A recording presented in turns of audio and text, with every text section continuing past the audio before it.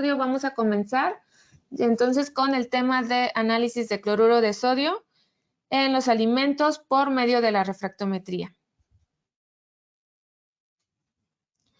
El propósito de este curso es revisar algunos conceptos de la refractometría y su aplicación en la industria de alimentos, en especial para determinar el contenido de cloruro de sodio en diferentes tipos de muestras.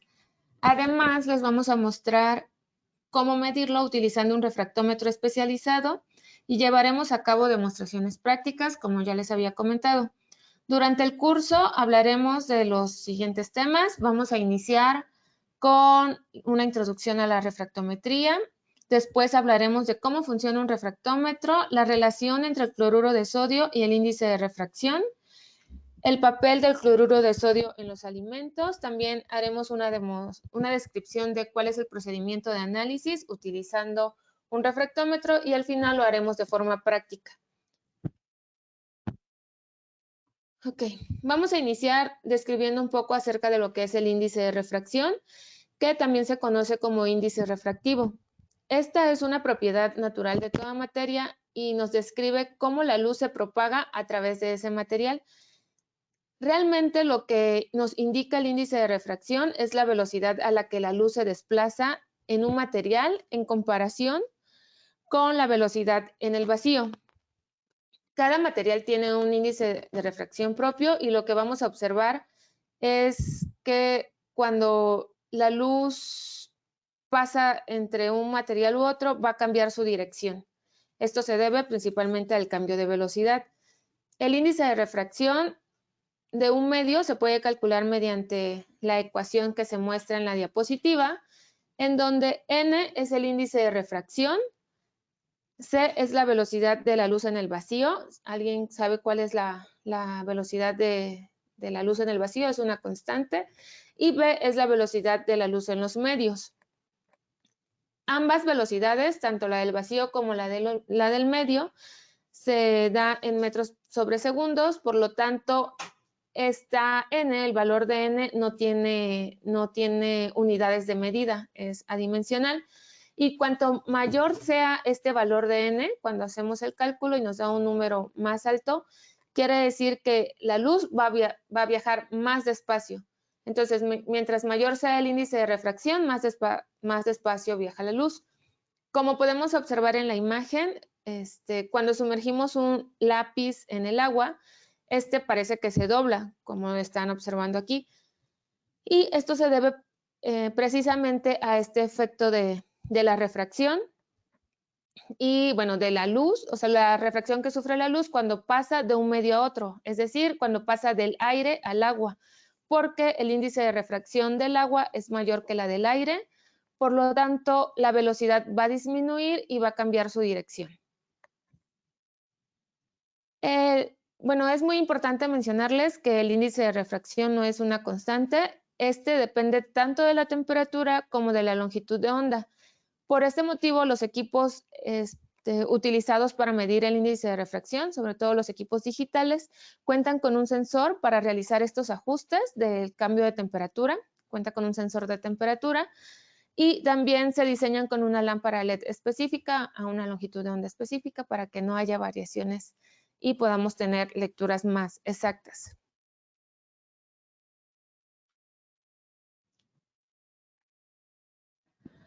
Ahora, el principio que nos describe cómo la luz pasa de un medio a otro se conoce como la ley de Snell o también se conoce como la ley de refracción, la ley de la refracción. Cuando la luz pasa de un material a otro, como ya les había mencionado anteriormente, va a cambiar su dirección. Lo vimos en la imagen del lápiz, cómo se dobla, y también lo podemos observar en esta imagen de esta diapositiva, cómo se realiza este cambio de dirección. Entonces, la ley de Snell lo que nos indica es precisamente este cambio y depende de dos cosas. El cambio de la dirección de la que estamos hablando va a depender, uno, del ángulo de incidencia, que es el ángulo con el que la luz va a golpear la superficie entre las dos muestras o entre los dos materiales. Y la otra es el índice de refracción de cada uno de los materiales. Entonces, la fórmula matemática de la ley de Snell nos dice que el producto del índice de refracción del primer material y el seno del ángulo de incidencia es igual al producto del índice de refracción del segundo material por el seno del ángulo de refracción. Y prácticamente esto es lo que nos indica la ley de Snell. No sé si hasta aquí ustedes tengan alguna duda, alguna pregunta. Ahora vamos a continuar hablando acerca de dos conceptos muy importantes en la refractometría, que son el ángulo crítico y la reflexión total interna. El ángulo crítico como tal es un ángulo de incidencia especial en el que la luz que viaja de un medio más denso, que es el medio que tenemos aquí abajo, que es más denso, va a cambiar su dirección, pero se va a refractar a lo largo de toda la superficie entre estos dos medios sin pasar al segundo medio. Este es el ángulo crítico, el ángulo en el cual sucede esto que les estoy comentando, de que la luz se va a refractar hacia toda la superficie. Si el ángulo con el que incide el rayo de luz es mayor al ángulo crítico, en lugar de refractarse hacia el segundo medio o refractarse hacia la superficie, el rayo sufre una reflexión y queda en el mismo medio. No va a pasar al segundo medio. Esto significa que, bueno, como les había comentado, la luz se va a quedar aquí atrapado, no va a pasar, sino que se va a reflejar hacia otra dirección dentro del mismo material que es más denso que el segundo material. Estos conceptos son muy importantes porque bajo estos conceptos son como se diseña los refractómetros digitales. Ahora vamos a pasarnos ya a lo que es la refractometría, el cual es un método, como tal es un método analítico que nos va a poder medir el índice de refracción de diferentes muestras y lo podemos utilizar principalmente para determinar tanto la concentración como la pureza de varios materiales. Podemos nosotros calcular o determinar el índice de refracción tanto de muestras sólidas como de muestras líquidas, y la refractometría en sí se utiliza en diferentes áreas de la química y también de la industria de alimentos para determinar diferentes propiedades. Los equipos o los refractómetros utilizan un ángulo crítico. Ya vimos anteriormente lo que es el concepto del ángulo crítico para poder determinar el índice de refracción, y esta es la fórmula que utiliza. El seno del ángulo crítico es igual al índice de refracción del segundo medio entre el índice de refracción del primer medio o del primer material. Recordemos que el primer material tiene un índice de refracción mayor que el segundo medio para que ocurra este ángulo crítico. Ahora, ¿cómo funciona un refractómetro? En especial vamos a hablar de cómo está constituido o cómo está diseñado los refractómetros de HANA, los refractómetros digitales de HANA Instruments. Estos, el que se utiliza para determinar el cloruro de sodio en alimentos es el 96821 y básicamente cuenta con una luz LED que, va a emitir el rayo y va a pasar a través del prisma. El prisma está en contacto con la muestra, realmente se necesitan muy pocas cantidades de muestra, 2 gotas, 3 gotas es suficiente, de tal manera que se pueda cubrir perfectamente el prisma, y el ángulo con el que incide esta luz es mayor que el ángulo crítico, por lo tanto la luz no va a pasar al segundo medio, sino que se va a reflejar hacia los sensores con los que cuenta el equipo para poder determinar el ángulo crítico y de esta forma determinar el índice de refracción de la muestra.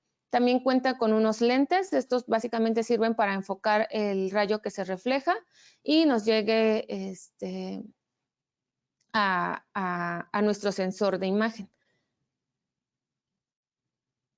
Los equipos de HANA están constituidos con una LED de color amarillo y es importante ya que, como había mencionado anteriormente, el índice de refracción depende de la longitud de onda. Entonces es muy importante que podamos tener una longitud de onda específica para poder determinar el índice de refracción. El prisma del que está hecho nuestros refractómetros de HANA es un prisma de vidrio Flint que es especial para muchas aplicaciones ópticas, ya que cuenta con un índice de refracción que puede ir desde 1.45 hasta 2 y son muy buenos para este tipo de aplicaciones. Más adelante ustedes van a ver físicamente, bueno, les vamos a mostrar más bien cómo está o cómo es el refractómetro y cómo se utiliza. Algunas aplicaciones de la refractometría, bueno, como ya les había comentado, se utiliza principalmente para comprobar la pureza y concentración de diferentes muestras, ya sean líquidas o semilíquidas. También se podrían determinar en muestras sólidas y gaseosas, sin embargo, para este tipo de muestras se requieren de instrumentos y accesorios muy especializados para poder determinar un índice de refracción exacto y en HANA no contamos con ese tipo de equipos. Entonces, nuestros equipos están más recomendados para muestras sólidas y semisólidas. Tenemos algunas aplicaciones importantes de la refractometría, por ejemplo, puede ser en el control de calidad de alimentos y bebidas principalmente, podemos medir el contenido de azúcares, los grados Osles, y es muy importante o es casi fundamental en la producción tanto de diferentes tipos de alimentos y de diferentes tipos de bebidas, como son los jugos, en vinos, en cervezas también se puede medir y en diferentes productos lácteos. También la refractometría incluso se puede utilizar en productos químicos para determinar el punto de congelación de algunos materiales.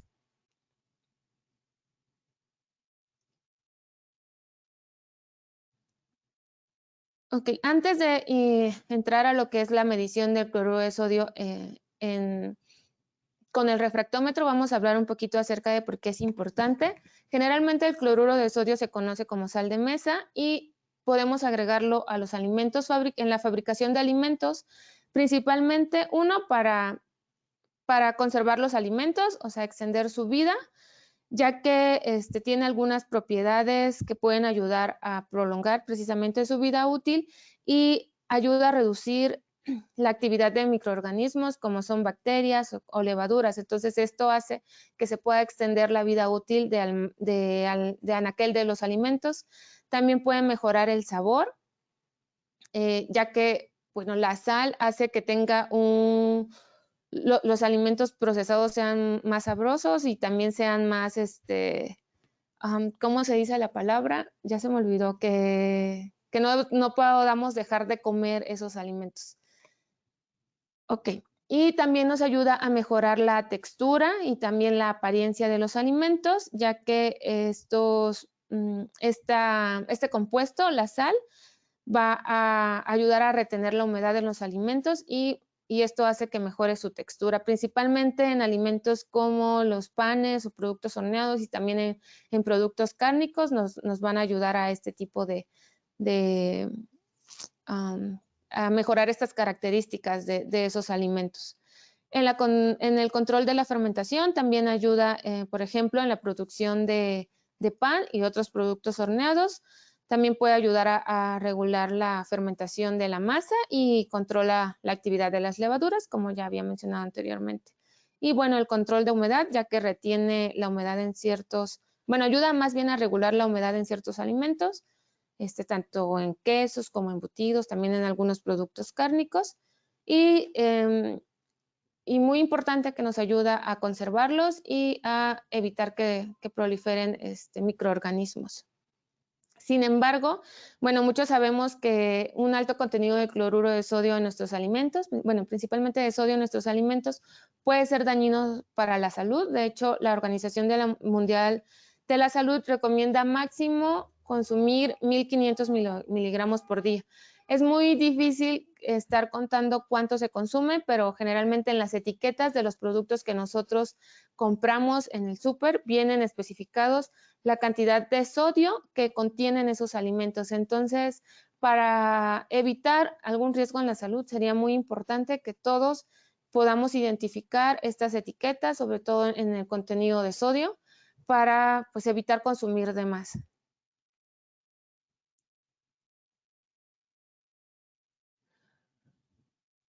Ok, para medir el cloruro de sodio en los alimentos hay diferentes técnicas. Vamos a hablar un poquito acerca de todas de forma muy rápida, pero nos vamos a enfocar un poco más en lo que es la medición de cloruro de sodio por la refractometría. No sé si alguno de ustedes ya utilicen alguna técnica específica para realizar sus determinaciones. Una de ellas es la titulación, que es donde utilizamos, bueno, es una técnica analítica en donde utilizamos una solución de concentración conocida.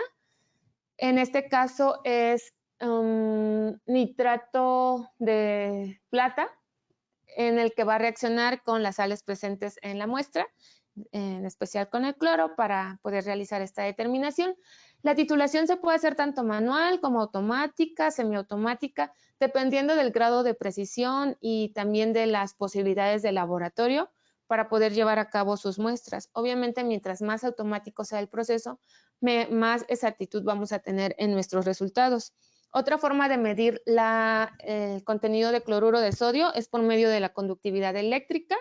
Podemos utilizar uno de estos equipos para medir la cantidad de sólidos totales disueltos y también utilizan algoritmos que nos pueden medir la cantidad de sales.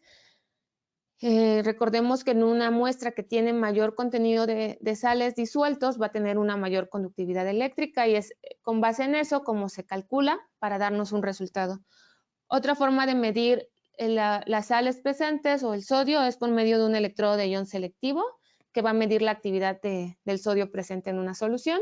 Y bueno, también tenemos la técnica de la refractometría, que es de la que estamos hablando el día de hoy.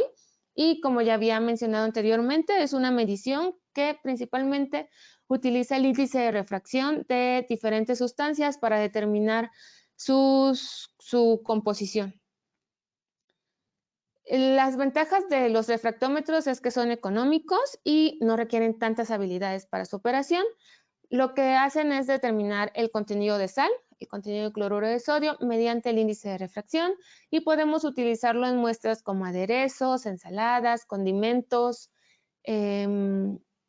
alimentos enlatados, leche, bebidas, etc. Una gran cantidad de alimentos con las que podamos determinar el contenido de cloruro de sodio. Igual, algunas cuestiones que podrían influir en nuestros resultados es que si nuestra muestra tiene algunas sustancias que puedan alterar el índice de refracción, nuestro resultado se va a ver afectado. ¿Qué sustancias podrían alterar el índice de refracción? Pueden ser grasas, azúcares o minerales. Podrían alterar los resultados que estamos obteniendo con el refractómetro. Entonces, esto haría que nuestra muestra no sea, o más bien nuestro resultado no sea tan exacto. Igual van a haber muestras que por su naturaleza, debido a otros solutos que están presentes en esa muestra, no van a poder aplicarse con esta técnica. Entonces tendría que elegirse alguna de las otras que ya mencioné para su determinación.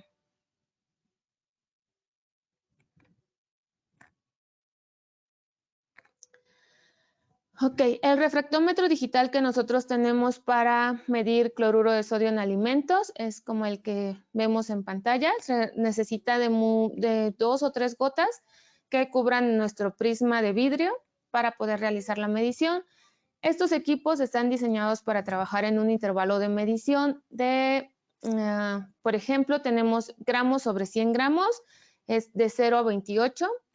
Gramos sobre 100 mililitros es de 0 a 34. También podemos medir la concentración en gravedad específica, que va desde 1 hasta 1.216, o en grados Baume, que va desde 0 hasta 26.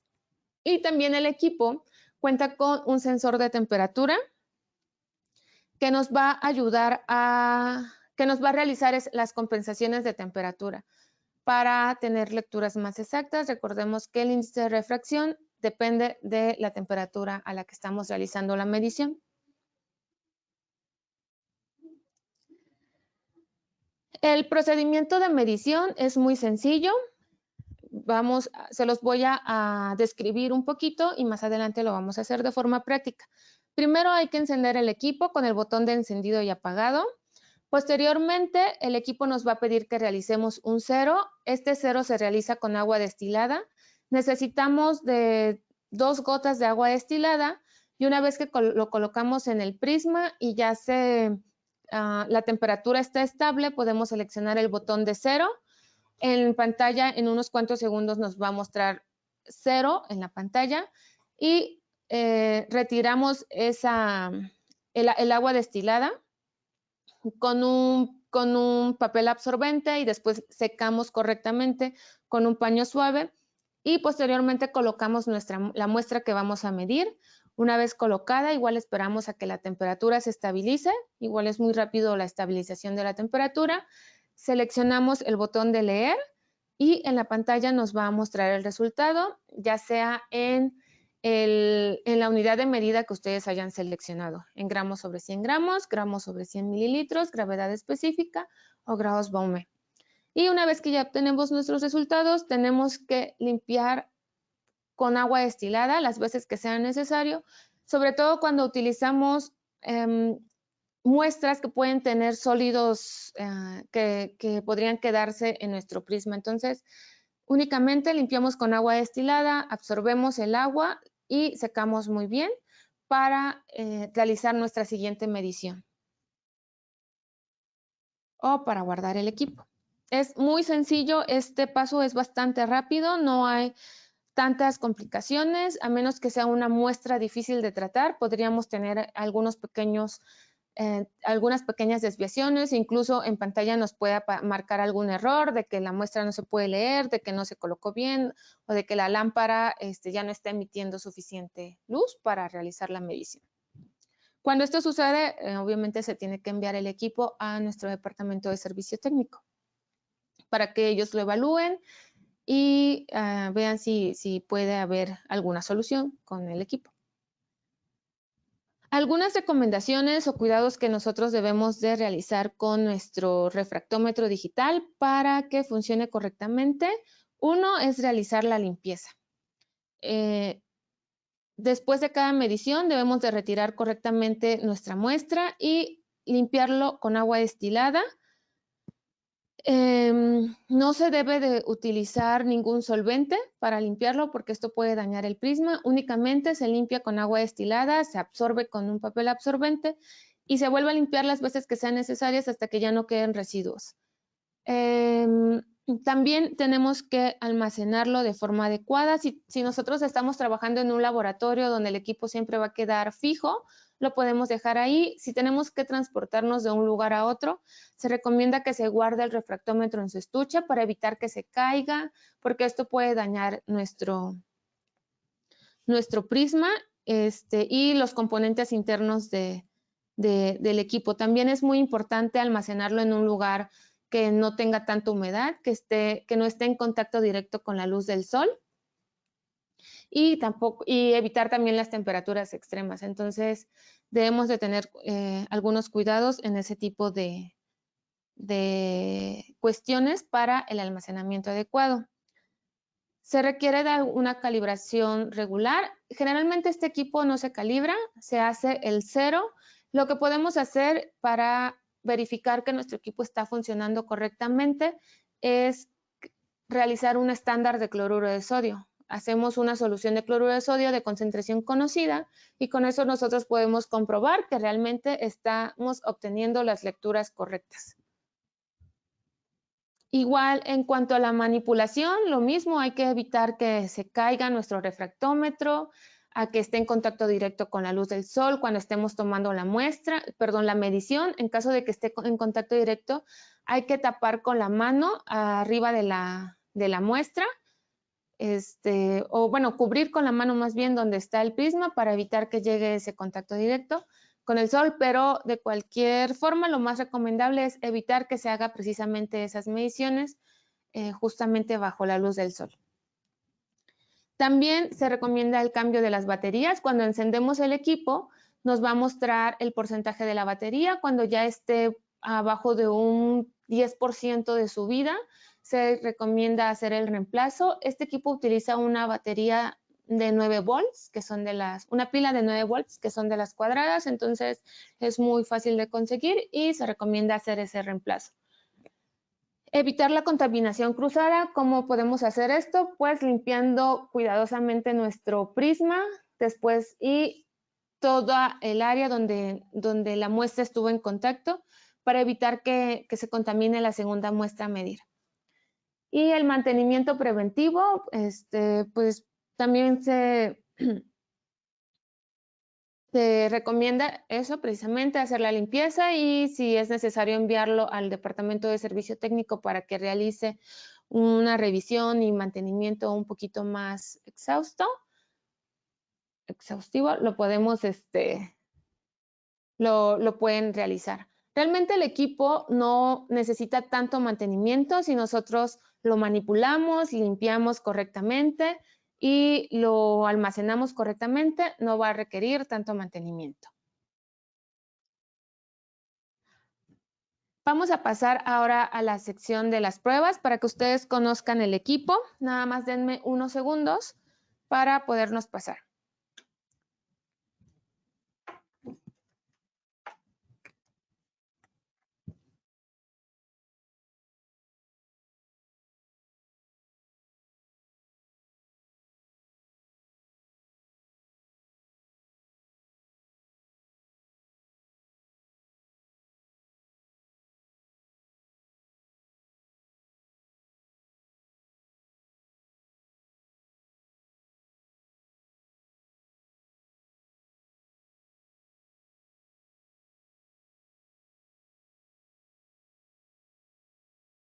Continuamos entonces con la parte práctica. Primero les voy a mostrar el equipo. Es bastante ligero, bastante pequeño y lo podemos transportar fácilmente de un lugar a otro con el debido cuidado.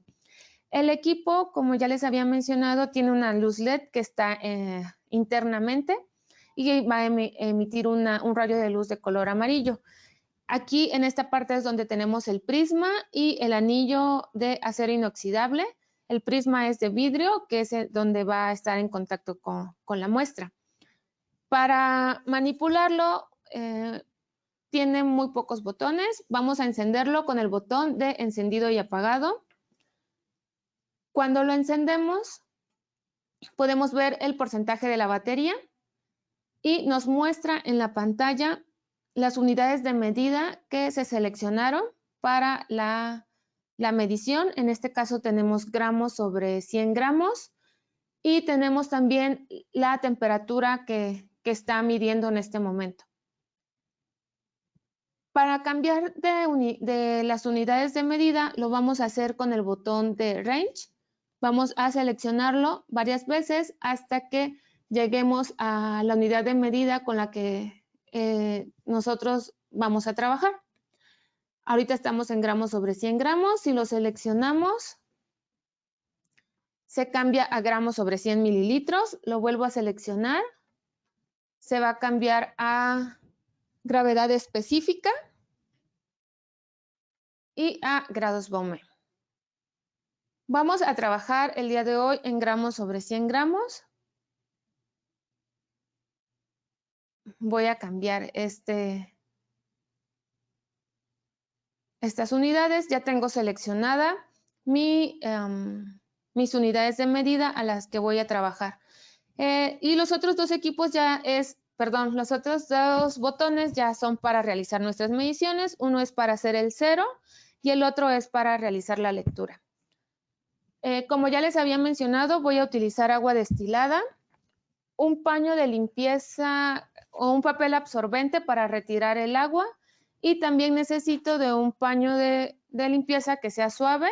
Es el que utilizamos para, es muy parecido al que utilizamos para limpiar los lentes. Entonces es lo que vamos a necesitar principalmente. Primero que nada, voy a realizar la primera muestra a la que le voy a realizar la medición. Va a ser a una muestra de salmuera, de las que se utilizan para algunos alimentos, como por ejemplo las aceitunas. No sé si ustedes han tenido, bueno, sí, supongo que han comprado algunas aceitunas que vienen en una salmuera y tienen cierto contenido de sodio. Generalmente en las etiquetas yo he observado que todo se expresa como sodio. Entonces, a partir de una determinación de cloruro de sodio, nosotros podríamos cuantificar el contenido de sodio en la muestra. Ok, primero voy a agregar unas gotas de agua destilada con mi pipeta.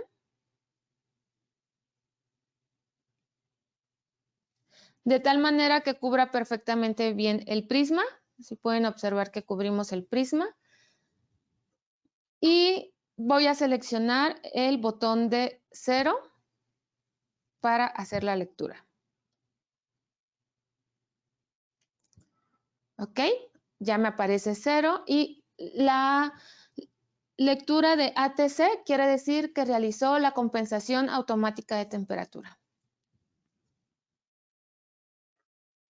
Ahora con el papel absorbente voy a retirar cuidadosamente el exceso de agua destilada.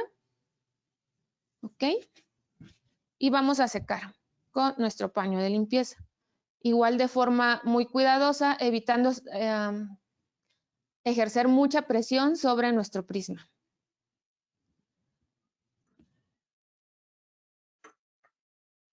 Y ahora se recomienda para agregar la muestra utilizar ya sea una jeringa o una pipeta Pasteur para agregar nuestras muestras gota a gota, evitando que se nos ensucie todo nuestro equipo. El equipo tiene una protección IP65, esto quiere decir que está protegido contra polvo y algunas como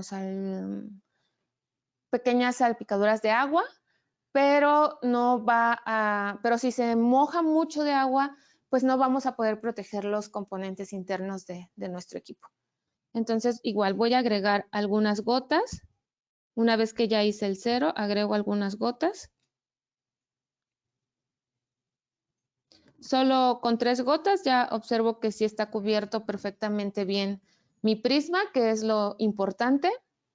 Y voy a seleccionar el botón de lectura. Me aparece el botón de un icono de un reloj de arena, quiere decir que estaba haciendo la lectura. Y ahora ya nos aparece la concentración, fue de 6.6 en gramos sobre 100 gramos. Si queremos obtenerlo en otra unidad de medida, podemos cambiarlo con el botón de range. Ahora voy a limpiar esta muestra, igual lo voy a absorber con el papel absorbente y voy a limpiar con agua destilada. Aunque es una muestra que no tiene tantos sólidos suspendidos, de todas maneras sí hay que limpiar con abundante agua destilada. Muy bien. Bueno, ya hice esta medición de cloruro de sodio en una muestra de salmuera, de las que se utilizan para algunos alimentos como las aceitunas. Tengo otra muestra que es una bebida energética. También voy a determinar la concentración de cloruro de sodio en esta bebida. Recordemos que si nuestra solución tiene algunos otros minerales o algunos otros solventes que puedan interferir con la muestra, probablemente no podamos tener una lectura exacta. Antes de cada muestra hay que realizar un 0. Entonces, primero voy a realizar el 0 para pasarme a la siguiente medición. Igual agrego agua destilada. Selecciono el botón de 0. Hago lo mismo, voy a retirar el exceso.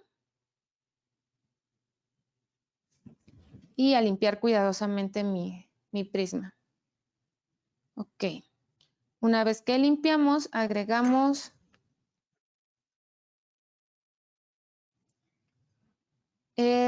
la muestra que voy a medir.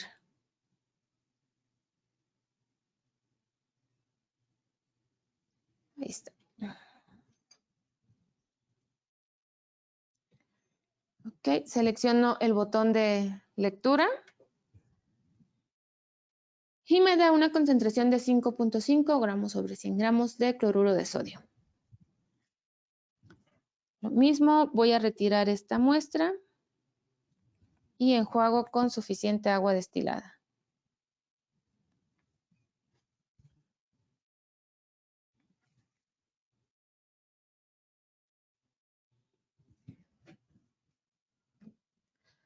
Y finalmente tengo otra muestra que es una salsa de las de tipo Valentina.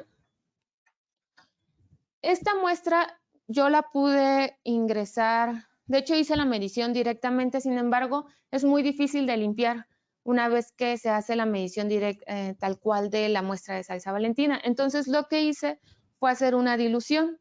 Hice una dilución de 1 a 10, quiere decir que utilicé 1 mililitro de la muestra o 1 gramo de muestra y 9 gramos de agua destilada para hacer la medición.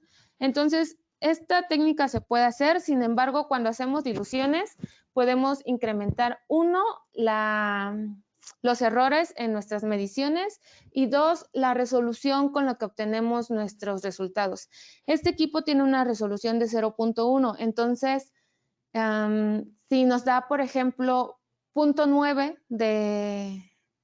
de medición y lo multiplicamos por 10, vamos a tener 9. Entonces, aquí hay un porcentaje de error en la resolución, porque si la muestra tenía, por ejemplo, 8.6, de todas maneras me lo va a estar midiendo como 9. No sé si pude explicarme en este punto. Entonces, esas son las desventajas de hacer diluciones de muestras. Pero como sí tiene muchos sólidos, yo recomendaría realizar esto para que sobre todo para que la limpieza sea más sencilla. Lo mismo, voy a hacer una medición del 0.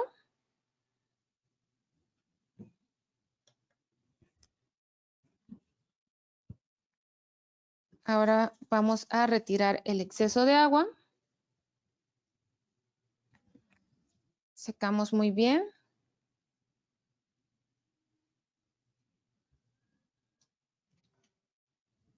Y colocamos nuestra muestra.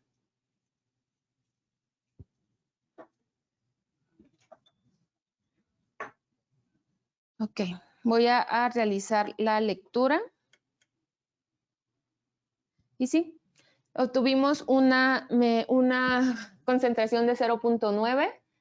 Este 0.9 tenemos que multiplicarlo por 10 porque recordemos que hice una dilución. Cuando yo hice la medición directa, la gota de salsa así tal cual sin diluirla, me dio aproximadamente 8.5, 8.6 de contenido de cloruro de sodio. Entonces, como ven, esta resolución no es tan exacta para poder hacer diluciones. Tenemos que limpiar muy bien.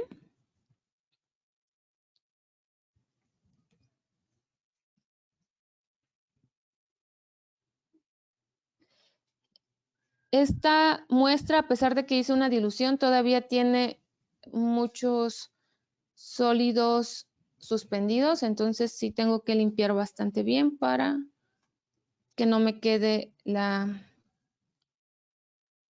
el prisma sucio.